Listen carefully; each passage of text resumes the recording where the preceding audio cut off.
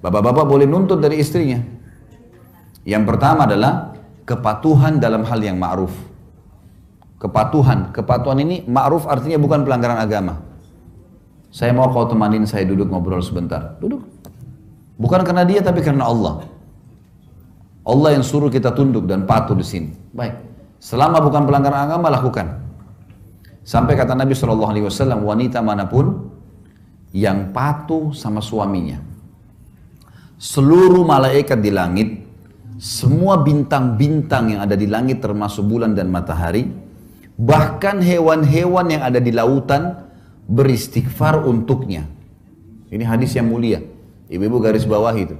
Semua istri yang taat sama suaminya bilang A ya A, B ya B, semua diikutin sama dia. Karena Allah, semua malaikat di langit, semua bintang-bintang termasuk bulan dan matahari, semua hewan-hewan termasuk ikan-ikan yang ada di lautan beristighfar untuknya. Dan wanita manapun yang keluar rumah tanpa izin suaminya, maka malaikat akan melaknatnya sampai dia kembali. Laknat ini diangkat berkah hidupnya, gitu kan. Siapapun wanita yang memalihkan wajah dari suaminya karena kesombongan, maka juga akan membuat Allah yang di langit murka padanya sampai dia buat suaminya ridho. Dalam hadis yang lain dikatakan, wanita manapun yang meninggal dunia, suaminya ridho. Tahu ridho ya? Ridho itu merasa kehilangan sekali. Ridho itu seperti kita disuruh bilang, cari ridho orang tuamu. Ridho itu sesuatu yang kita berikan kepada orang lain yang membuat dia sudah sangat puas.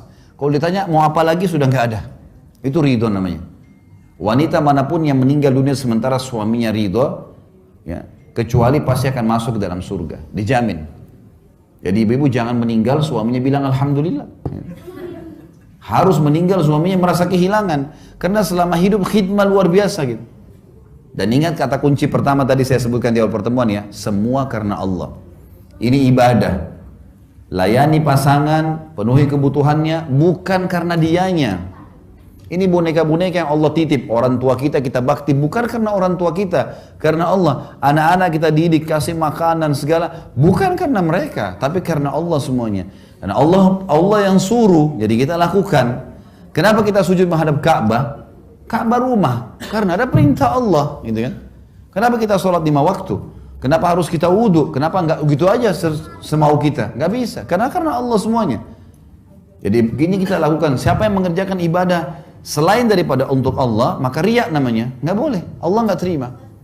Jadi harus kita fahamin masalah ini. Semua karena Allah. Taat adalah kewajiban pertama. Sampai ulama mengatakan kalimat akad nikah. Pada saat si ayah wanita mengatakan, saya nikahkan kamu sama anak perempuan saya, Fulana binti Fulana, dengan mas kawin ini, sama dengan bahasanya dia bilang gini, saya sekarang sudah lepas tanggung jawab ya, ini anak saya yang selama ini Allah titipin, saya serahkan ke kamu, terima, terima, baik. Sekarang berarti sudah pindah ke suaminya tuh. Ya? Kenapa warisannya ibu-ibu dalam Islam satu? Kenapa bapak-bapak dapat dua? Karena ibu-ibu dalam semua keadaan aman. Selama seorang wanita dalam Islam belum menikah, maka kewajiban ayahnya menafkahinya. Sudah menikah, kewajiban suaminya menafkahinya. Aman semuanya. Artinya ayah harus siapin makan, minum, pakaian, tempat tinggal. Sudah menikah suaminya harus begitu. Kalau laki-laki enggak. Anak laki-laki itu wajib kita nafkahi sebagai orang tua hanya sampai balik. Setelah balik sunnah. Jadi teman-teman di sini nggak boleh sudah menikah tuntut ayahnya, ayah kasih saya. Saya kan anak, nggak bisa. Anak laki-laki cuma sampai balik. Setelah balik itu sudah sunnah. Jadi salah tuh kalau anak laki-laki nuntut ayahnya beliin mobil, beliin motor sementara kuliah, nggak ada urusannya itu, nggak ada kewajiban ayah lagi. Sudah sunnah bagi dia. Tapi anak perempuan nggak. Sampai dia menikah. Kalau dia gadis tua pun tetap wajib ayahnya biayai. Nggak bisa nggak. Setelah menikah suaminya, makanya warisannya satu, karena gak ada tanggung jawabnya. Tapi laki-laki setelah menikah pun harus tetap bakti sama ibunya, bakti sama ayahnya. Nomor satu tetap orang tuanya. Perempuan juga bakti sama orang tuanya, tapi setelah menikah ayahnya, suaminya. Apapun suaminya katakan maka dia lakukan. Sampai tidak boleh seorang wanita dalam Islam puasa sunnah kecuali dengan izin suaminya. Suami lagi cuti hari Senin, dia biasa puasa Senin Kamis. Pamit dulu, saya mau puasa Senin, bisa nggak? Jangan, saya butuh ditemenin. Ya sudah, gak usah puasa, lebih didahulukan.